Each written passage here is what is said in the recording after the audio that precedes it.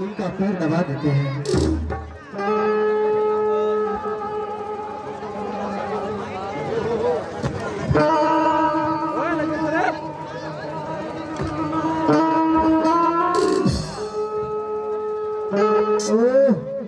गुंजन, मैं तुझे कहते कहते थक जाऊंगा, तुम मानोगे नहीं गुंजन, और तुम बचे नहीं रहे। बाबूजी, आपने जो मेरे लिए जब सब कुछ किया है उसका एहसान मैं इस जन्म में क्या 7 जन्म में भी नहीं उतार सकूंगा। अच्छा, जब मैं आपका पाँव दबाता हूँ तो बाबूजी, तो न जाने मुझे कितना खुशी मिलता है। अच्छा बाबूजी, अगर आप मुझे मंदिर की चौखट पर से उठाकर नहीं लाते तो अभी तक मैं किसी गली का गुंडा होता या किसी फुटपाथ पर रहता हीरा। गुंजन, तुम मानोगे नहीं गुंजन, मैं तुझे अब कितनी बार समझाऊं। मैं तुझे अपने घर लाया था, उस समय मैं बे औलाद था। मैं मंदिर में औलाद की कन्या लिए गया तो वहां तुझे पाकर मैं तुझे अपने बेटे के रूप में पाकर तुझ पे एहसान नहीं किया, मैं खुद पे एहसान किया। बाबूजी, एक लवारिस को आपने सीने से लगाया, प्यार दिया। एक पुत्र का पता नहीं मैं किस नजर बाप की औलाद हूँ। जब तक पत्थर दिल मेरी माँ होगी जो मुझे मंदिर के चौखट पर छोड़ अपने आप को समाज के नजर से गिरने से बचा लिया। अगर आप मुझे उस दिन उठा नहीं लाते और नहीं अपनाते तो आज तक मैं अभी इसी दुनिया से दुनिया में चला गया होता। शुक्र है, शुक्र है। ये तुम क्या कर रहे हो? तुम तो मेरे पोते हो, मेरे पोते हो। देखो बेटा, तुम ऐसी बात नहीं करना बेटा। तुम अपने कमरे में जाओ और आराम करो बेटे। मंदिर की सीढ़ी से उठाकर अपने घर में पुत्र का प्यार दिया था और पुत्र के रूप में अपनाया था। अब आप देखेंगे इस नाटक का टर्निंग पॉइंट, जहां से दहेज लेवियों की एंट्री हो रही है। अब दहेज लेने वाले आएंगे और अपना अत्याचार दिखाएंगे, दिल थाम के बैठिए। अब वो मंजर आएगा और वो बातें भी आएगी जो आपको गुदगुदाएंगी, सोचने पर मजबूर करेंगी। तो आइए, अब दूसरा दृश्य आपके सामने शुरू होने जा रहा है। दृश्य है फकीर चंद के घर के कमरे का दृश्य। फकीर चंद, वही फकीर चंद जो मैं बार बार बोल रहा हूँ, एक लॉटरी के टिकट खरीदने से वह धनवान बन जाता है और फकीर चंद से नाम दौलत राम हो जाता है। वही दौलत राम भगवान श्री कृष्ण की मूर्ति पर तस्वीर पर माला चढ़ा रहा है और अगरबत्ती दिखा रहा है, साथ साथ कुछ लॉटरी के टिकट को भी अगरबत्ती दिखा रहा है और भगवान गिरवर गिरधारी का प्रार्थना कर रहा है। तब तक उसकी पत्नी का प्रवेश होता है। फकीर चंद के पत्नी का नाम सुनैना है। अब आप दोनों का संवाद सुनिए। इसके पास एक पुत्र है, नाम है श्याम कुमार, शादी लायक हो गया है। जरा देखते हैं इस सीन में क्या क्या होता है। आइए।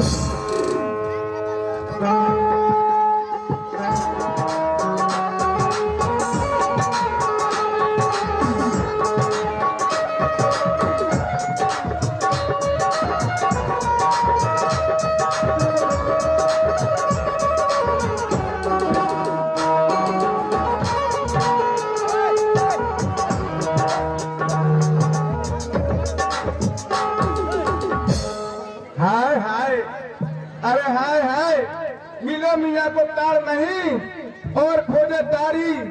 दौलत राम बनने का तो बहुत मन है इनको। इनसे तो न दुकान की रखवाली होती है और न ही खेतों की रखवाली होती है।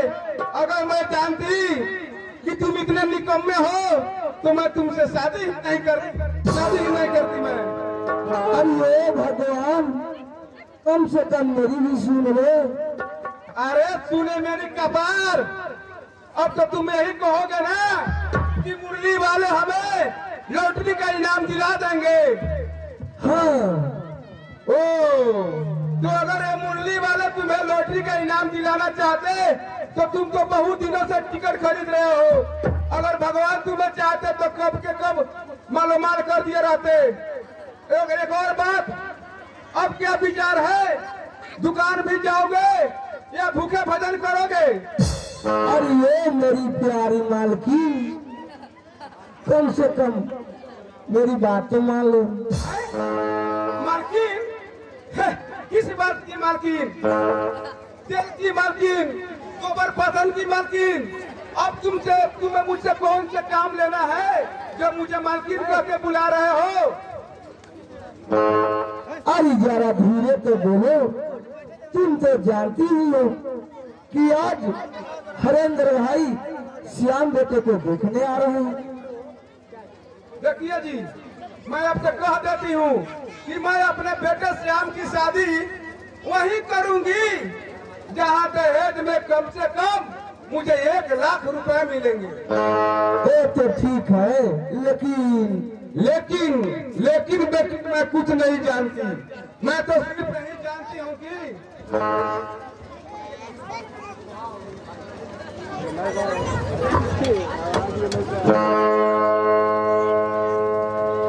अरे भाई, किस बात पे खींचातानी चल रही है? भाई साहब, hello hello hello hello hello. अरे भाई, किस बात पे खींचातानी चल रही है भाई? भाई साहब प्रणाम। अरे अप्पा ये तो बद्री, अरे बद्री, बद्री, अरे बद्री, बद्री, अरे बद्री। हाँ मालिक, बोलिए क्या बात है? बैठो भाई हरेंद्र। Hello hello.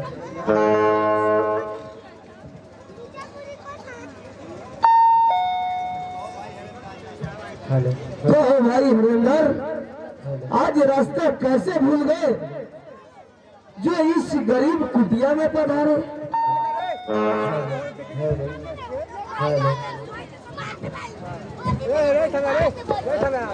फकीर चंद, तुम्हें तो मालूम ही है कि अब तुमसे बिटिया शादी के लायक हो गई है। Hello hello.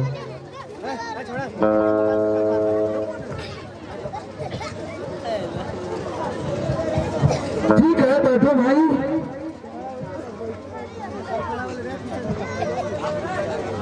अच्छा, तो आप लोग बैठकर आराम कीजिए, मैं थोड़ा अंदर जाती हूँ।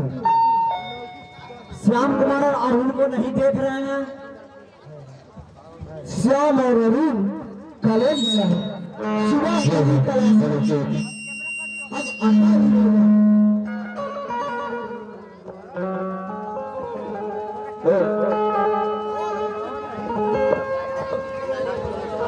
Hello hello. हाँ तो फकीर भाई, हेलो। और ईसा बिटिया के बारे में आपका क्या ख्याल है? मैं कुछ समझा नहीं। फकीर भाई, बात यह है कि मैं ईसा बिटिया की शादी श्याम कुमार से करने को सोच रखी है। इसमें तुम्हारा क्या विचार है? अब फैसला तुम्हारे हाथ में है, बताइए। तुम्हारे मुंह में घी और शक्कर पड़े, भला मैं इस रिश्ते से इनकार कैसे कर सकता हूँ?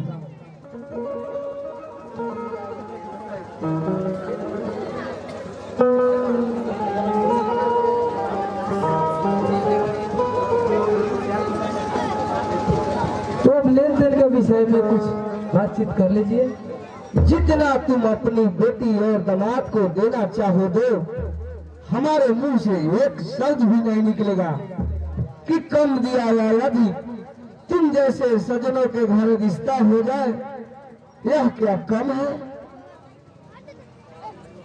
वाह, यह हुई ना बात। मैंने तो पहले से ही जानता था कि तुम वैसे नहीं हो जैसे आजकल के ये भी लड़के वाले होते हैं।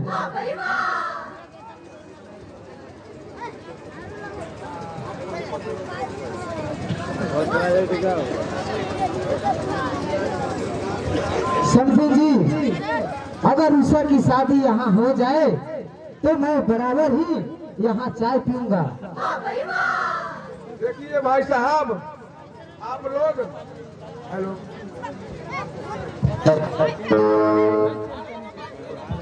हेलो हेलो देखिए भाई साहब, आप बाराती का चिंता छोड़ दीजिए। अगर आज तक बारातियों को किसी ने पसंद कर पाया है कि आप और हम खुश कर पाएंगे? हेलो हेलो हेलो आज तक बारातियों को किसी ने खुश कर पाया है कि आप और हम मिलकर खुश कर पाएंगे? बारातियों को तो बस थोड़ी सी कसर मिल जाए तो नकल निकालने में देरी नहीं लगती। अगर आप बाराती को लेके आते हैं ना तो कम से कम 20-25 हजार रुपए खर्च हो ही जाएंगे ना। सो तो है। तो मैं कह देती हूँ आपसे, जो रुपया आप बारातियों में खर्च करना चाहते हैं ना, वही पैसे आप अपने दामाद को दे दीजिए, उससे आपकी बेटी ही न सुख करेगी। हाँ हाँ, कहिए कहिए, रुक क्यों गई? हाँ, तो मैं यही कहना चाहती हूँ कि आजकल तो कोई भी लड़का देखने आता है तो देखते ही देखते 20-25 हजार रुपया मुंह दिखाई में ही दे देते हैं। हाँ, सो तो है। भाई साहब, और एक और बात मैं आपसे बताना चाहती हूँ कि जब भी बाराती बारात में आते हैं तो उसके घर में नमक और रोटी भी नहीं मिलती, लेकिन जब बारात में आते हैं ना तो किस्म किस्म का दोष निकालना शुरू कर देते हैं। कभी दाल में नमक बताते हैं तो कभी चावल कच्चे बताते हैं। तो हम लोग कहाँ कहाँ बारातियों को खुश कर पाएंगे? इसलिए 30 नहीं 25 नहीं, कम से कम 20 ही दे दीजिए अपने दामाद को। अच्छा, तो आप लोग बातें कीजिए, मैं चलती हूँ। अरे भगवान, तो मीठा कराओ।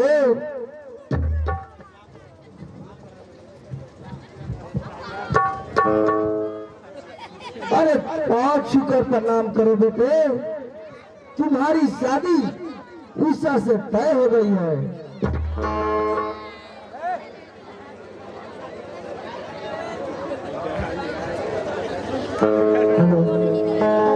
हाँ फकीरजान भाई, आजकल छठमंगनी और पट विवाह ही अच्छा रहता है।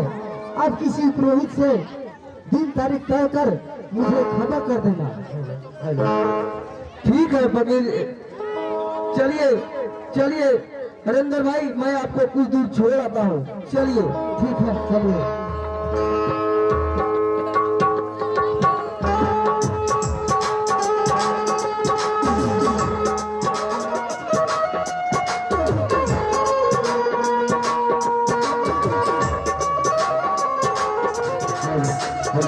मुझे 5,000 रुपया दो, मैं थोड़ा ऐशबाजी करके आता हूँ।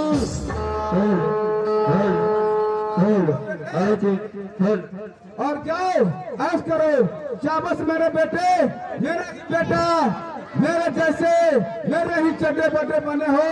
जाओ बेटा ऐश करो। ठीक है ना, मैं चलता हूँ। लेकिन लड़की का भाग्य कहिए कि फकीर चंद की लॉटरी लग जाती है, और जब फकीर चंद की लॉटरी लगती है तो फकीर चंद फकीर नहीं अमीर चंद बन जाता है, और नाम पड़ता है दौलत राम। दौलत का महापुजारी, दहेज का लोभी। अब फकीर चंद दौलत राम है, और दौलत राम के दहेज की लालसा इतनी प्रबल है कि देखिए ये नाटक का मूल बिंदु है। तो आइए